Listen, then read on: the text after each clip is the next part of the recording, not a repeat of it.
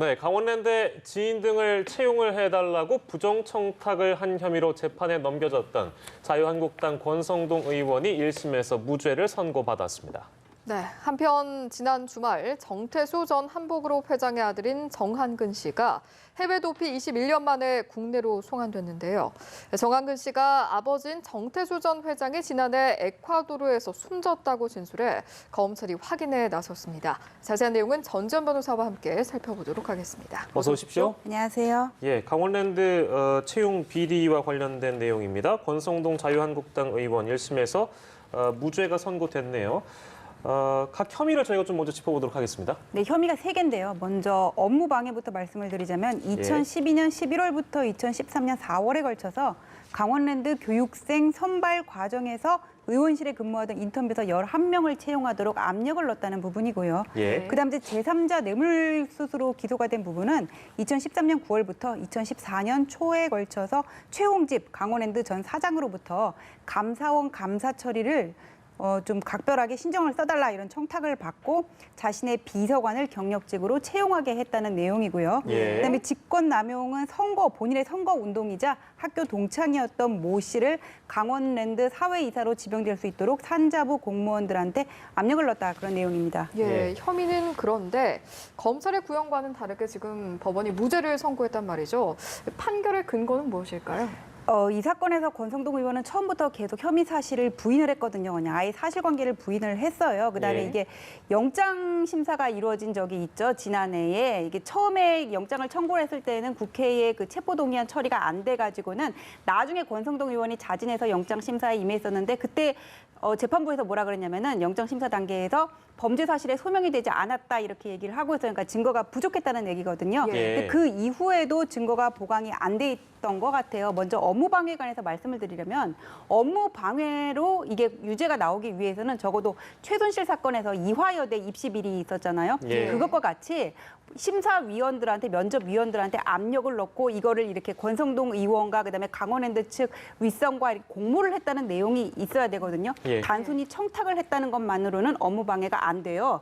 이런 점이 고려가 됐고 그다음에 어떤 사실에 압력을 넣었다는 그 사실의 증명이 이루어지지 않은 것으로 보여지고요. 예. 그다음 이제 제3자 뇌물과 관련해서는 권성동 의원 측에서 뭐라 그랬냐면 이 청탁 부분과 관련해서 최 전 사장의 진술이 계속 번복되고 시기와 장소도 특정되지 않고 있다 이렇게 얘기를 하고 있거든요. 예. 검사가 이 부분을 제대로 입증하지 못했다는 얘기죠. 예. 그다음 이제 이 제3자 뇌물 수수가 인정이 되려면은 양측의 이런 오고 관계, 대가 관계가 있어야 되거든요.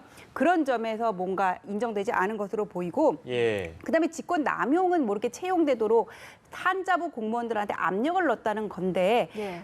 제가 알기로는 권성동 의원은 법제사법위원으로 알고 있었거든요. 근데 예. 산자부 공무원들한테 압력을 넣었다는 부분이 직권의 범위 내인지 그 부분에 대해서도 의문이 들고 예. 직권을 남용했다고 하면 이거 뭔가 부당한 일을 시켜야 되는데 예. 이게 과연 압력을 넣었는지 이런 사실관계부터 전부 흔들렸던 것으로 보입니다. 예, 그 전체적으로 보면 이게 혐의를 밝힐 만한 뭐 증거가 부족하다는 측면도 있고 검사가 제대로 소명하지 못했다라는 말씀이신데 이와 관련해서는 이제 그러니까 이해를 돕기 위해서 그러니까 청탁을 받은 혐의로 일전에 재판을 받았던 최흥집 전 강원랜드 사장이 있잖아요. 그러니까 이 분은 1심에서 유죄 판결을 받고 구속이 됐다 현재 보석으로 풀려난 상황이면 이제 그분은 어쨌든 이 혐의와 관련해서는 뭐 다른 혐의겠습니다만 유죄 판결을 받았으니까 이제 이 그냥 물리적으로 청탁을 받은 사람은 유죄고 한 혐의가 있는 사람은 지금 무죄가 된 것이다.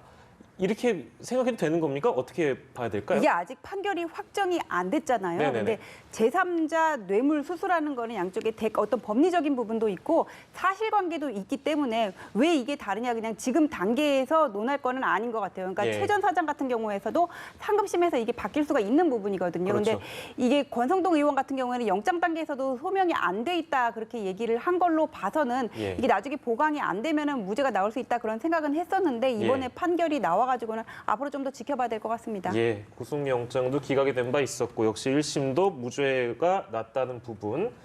하나만 더 짚겠습니다. 검찰이 이제 항소를 할 텐데 검찰 입장에서도 뭐 여러 가지 좀 보완할 점들이 필요해 보입니다. 어떤 점들을 좀 준비를 해야 된다고 보세요? 오늘 재판부가 뭐라 그랬냐면 검사 측이 제출한 증거만으로는 공소 사실에 증명이 된다고 볼 수가 없다 그렇게 얘기를 했거든요. 예. 그걸로면 증거를 좀 더 보강을 하라는 얘기잖아요. 예. 구체적으로 어떤 압박을 넣었는지, 어떤 청탁을 받았는지, 이거를 진짜 뭐 본인이 적극적으로 부탁을 했는지 이런 부분에 대해서 증거를 좀 더 보강을 해야 될 텐데 예. 사실 권성동 의원 수사 같은 경우는 2016년부터 이루어져 오고 있었거든요. 맞아요. 네네. 그렇기 때문에 수집할 수 있는 증거는 지금 대부분 가지고 있다 이렇게 봐야 되는데 예. 과연 이게 추가 증거 수집이 가능할까 이 부분에 대해서 사실 좀 의문이 들고 예. 만약에 여기에 대해서 사실관계가 상급심에서 인정이 된다고 하더라도 예. 법리적인 부분에 있어서 업무 방해라든지 직권남용, 제3자 뇌물공여 이것들이 전부 다 만만한 죄들이 아니거든요. 예. 그래서 지금 산 넘어 산인 것 같아요. 검찰은 통과하기가 쉽지 않을 것으로 보입니다. 이 권성동 의원 같은 경우에는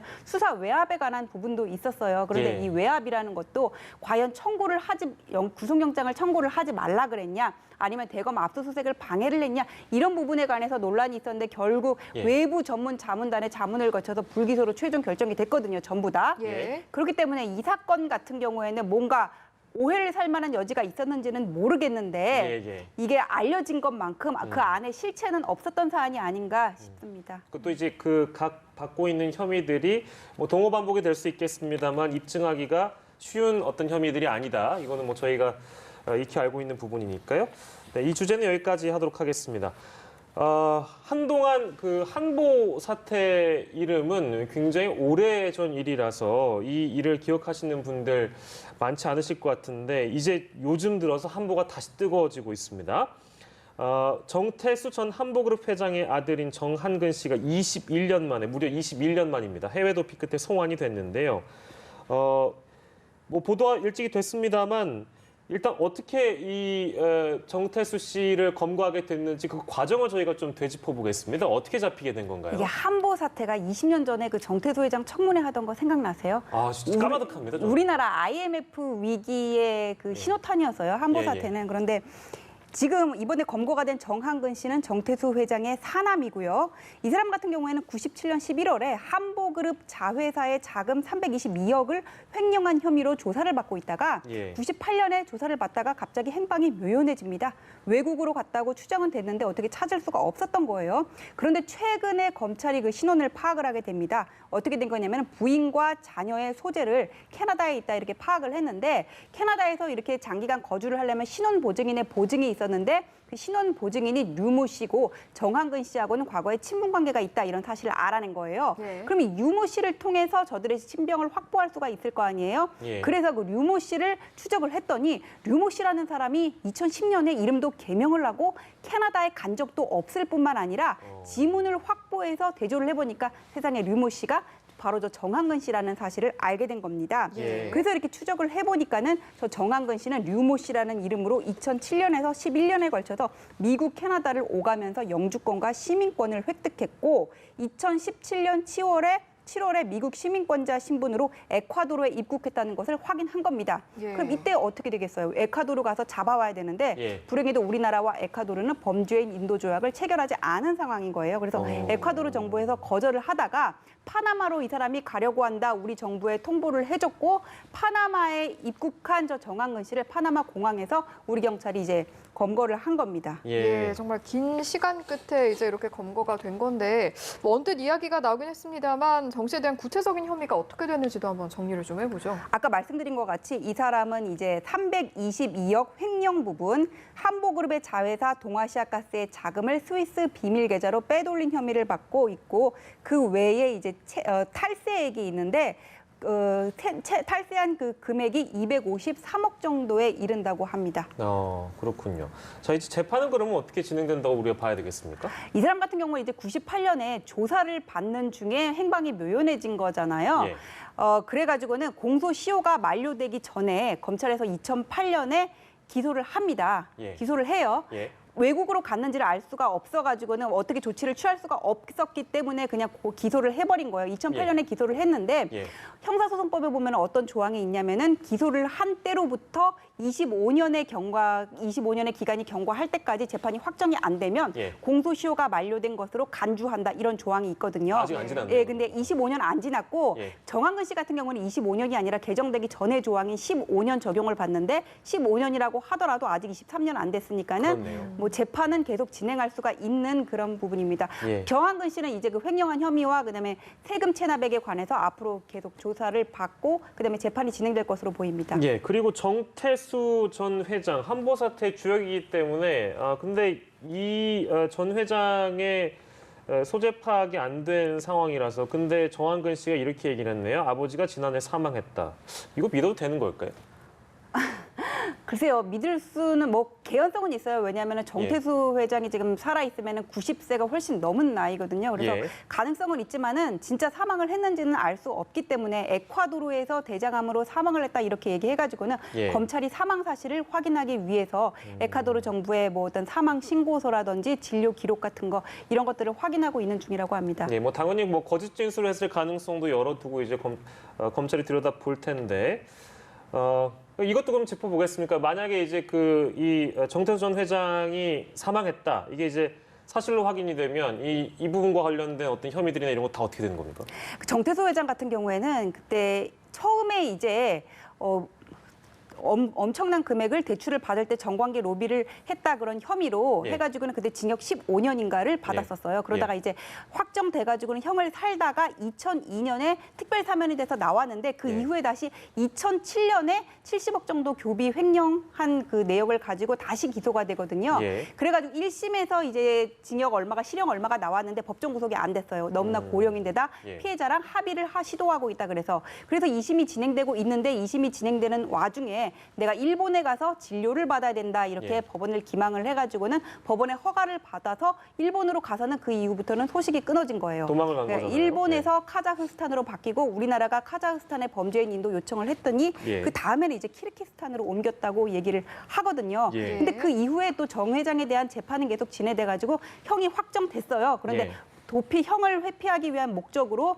도망칠 목적으로 외국으로 갔으니까는 형의 시효라는 게 있거든요. 그러니까 형이 확정되고 나서부터 일정 기간이 경과하면은 형의 집행을 할 수가 없어요. 그런데 정태수 씨 같은 경우는 3년 6월 확정이 됐으니까 10년 정도 이제 형의 시효 기간이 걸리는데 예. 10년 지났다고 하더라도 자기가 도피하려고 외국에 나가 있었기 때문에 기간은 정지되고 살아 있으면 와서 그 구금돼 가지고 형을 살아야 되는데 예. 만일 사망한 게 진짜라면은 이거는 뭐 그냥 끝난 부분이 되는 거죠. 근데 다만 저분이 이제 국가에 납부해야 될 체납액이 2,200억 정도가 된다고 하는데 그거는 이제 상속인은 국세기본법에 뭐라고 돼 있냐면은 상속으로 얻은 재산의 한도 내에서 그걸 납부할 의무가 있다 이렇게 얘기를 하고 있어요. 그런데 예. 그게 정태수 회장이 사망할 당시에 본인이 갖고 있던 재산이 얼마여서 이게 얼마로 상속이 됐다 이런 부분을 확정할 수 있으면은 뭐 상속인한테 책임을 묻거나 할 수 있겠지만은 예. 너무나 오랜 시간 동안 20년이 넘는 시간 동안 외국에 있었기 때문에 예. 과연 이 부분이 밝혀질 수 있을지는 의문입니다. 예. 알겠습니다. 일단은 정한근 씨가 검거가 됐기 때문에 또 여러 가지 이야기가 나올 수가 있으니까요. 저희가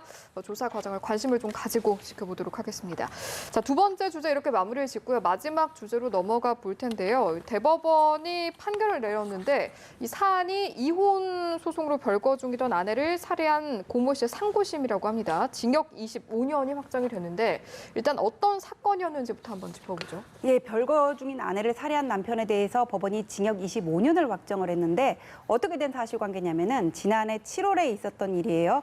이 사람이 흉기를 가지고 아내와 딸들이 살고 있는 집을 찾아가서 그날이 큰딸 생일이었다고 합니다. 흉기로 수십 차례 아내를 이렇게 가격을 해가지고는 결국 과다출혈로 숨지게 했는데 예. 당시에 아내와 이 사람은 이혼 소송 중이었다 그래요. 그러니까 사건이 있기 1년 전에 이 아내는 남편의 상습 폭행을 이유로 딸들과 함께 집을 나가서 이혼 소송을 제기해서 그게 진행되고 있었는데 예. 그러니까 이 사람 같은 경우에는 아내가 그렇게 이혼 소송을 제기를 하고 밖으로 나간 게 뭔가 자기는 이렇게 원한을 살 일이었던 것 같아요. 그래서 아내가 어디에 있는지를 확인하고 살해할 기회를 찾던 중에 우연히 딸들을 인근에서 발견하고 따라 들어가가지고는 결국 자식들이 보는 앞에서 엄마를 살해하는 그런 끔찍한 일을 저질렀던 사안입니다. 예. 근데 이 사건에서는 역시 그 자주 등장하는 내용입니다만 심신미약에 대한 건이 또 나옵니다. 1, 2심에 이어서 심신미약을 마찬가지로 이 주장을 남편 측이 했다고 하는데 이걸 그러니까 받아들이지 않았다 이렇게 봐야 되는 거겠죠. 그러니까 심신미약이라는 게 이 사람이 뭐 자기가 치료를 받고 있었던 진료 기록은 냈다고 하는데요. 예. 법원에서 감경을 받기 위해 인정이 돼야 되는 심신미약하고 그냥 병원에서 진료받은 거하고는 별개예요. 예. 아무리 치료를 받고 있었다고 하더라도 이 사람은 당시 계획범행이었어요. 흉기를 이미 가지고 아내를 찾아갔고 아내가 어디 있는지를 찾기 위해서 자식들을 이렇게 쫓아갔던 거잖아요. 예, 예. 그런 걸로 봐서는 당연히 계획범행인데 내가 이 흉기를 휘두르면은 사람이 사망할 수 있고 이게 어떤 죄가 된다는 거를 충분히 인지할 수 있었던 상황이에요. 예. 그렇다면 심신미약은 인정될 수가 없는 겁니다. 네네. 법원에서도 이를 이유로 받아들이지 않았고 예. 범행이 무자비하고 딸들이 보는 앞에서 엄마를 살해한 그런 가혹함, 그다음에 딸들조차도 아빠의 심신미약을 인정하지 말아달라고 지난해 그 청와대에 예, 예. 청원글을 올린 적이 있거든요. 이런 것들을 감안을 해서 우리 법감정상으로는 사실 25년보다 더 중한형을 받아야 될 것 같은데 예. 하급심에서 선고한 25년형이 그대로 확정이 됐습니다. 예. 네, 말씀해주신 것처럼 이제 당시 국민청원도 올라오고 또 많은 국민들 역시 이제 어떤 공분을 샀던 그런 사안인데 이번 판결 앞으로 향후 어떤 유사한 사례들 다른 판결에는 어떤 영향을 미치게 될까요? 이번 사건 같은 경우에는 특별한 게 없어요. 그러니까 심신미약 같은 경우에는 원래 다른 사건에서도 이렇게 당사자가 주장을 한다고 해가지고는 뭐 주치 감경이라 그런 것들이 그렇게 쉽게 인정이 되지가 않고 내가 심신적으로 뭐 평소에 미약한 상황에 있다고 하더라도 범행 당시에 이 범행이 일어났을 때 어떤 일이 일어났을 것이다 이거를 내가 인지하고 계획을 세울 수 있었다면은 인정이 되지 않거든요. 근데 예. 다만 이 법 감정상으로는 너무나 이게 끔찍한 범죄잖아요. 과연 뭐 국민 감정상으로는 징역 예. 25년 가지고 되는 게 아니야 이런 비판이 있는 것으로 보이는데 우리나라 법원의 판결을 보면은 사실 그럴 때가 많죠. 이게 네. 법감정상으로 너무 약하다 그런 것들이 예. 있는데 이 대법원 양형 기준도 어떤 국민 감정이라든지 사회적인 변화에 맞춰서 조금 더 변화의 손질을 봐야 될 것이 아닌가 이제는 그런 생각이 듭니다. 예, 알겠습니다. 오늘 여기까지 듣도록 하겠습니다. 오늘은 세 가지 주제를 놓고 전지현 변호사와 이 시간 함께했습니다. 고맙습니다. 고맙습니다.